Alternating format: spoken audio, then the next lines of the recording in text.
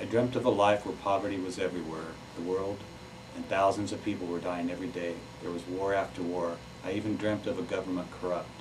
Indian children and women dying from malnutrition and disease.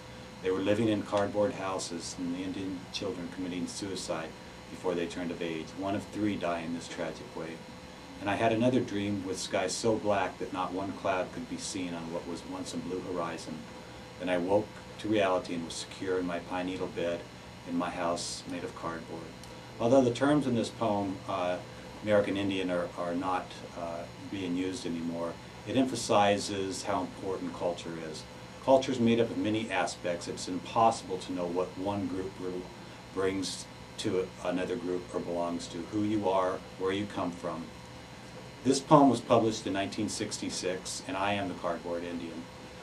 Preconceptions are very normal. Before this meeting, had you not met me, you might have thought that I was, first of all, my name's spelled J-A-N. You might have thought I was a female because of my first name.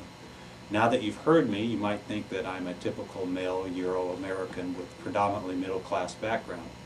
Again, this would have been an error, since I'm Native American, Latino, and Euro-American background. I was born in Canada and shortly moved to Southern California, where I was raised on a Native American community, and I also lived in Southeast Asia, as well as Japan and other countries.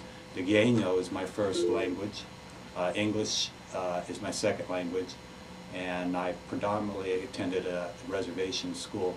Because I look Anglo and I was very different from everyone, there was prejudice. And I didn't really understand why there was prejudice. I knew I was different, but it wasn't until a friend of mine, Bobby, and I left the reservation one day.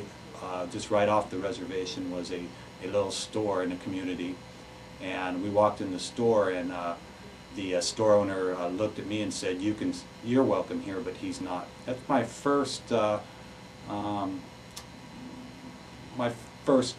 time I was ever became aware of how prejudice can create hurtful feelings, and made me realize from there that the outside world was quite different, and people can fit in and not fit in. This sparked my interest. I didn't realize it at the time, but I came to realize that this poem, which was published in 1966, led me to deeper feelings. And it was this person that of mixed blood, and I felt like I was without culture.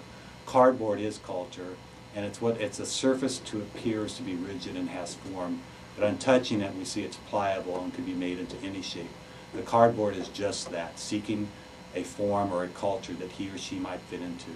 My life, as many a Euro-American, is heuristic journey into self-identity and cultural awareness.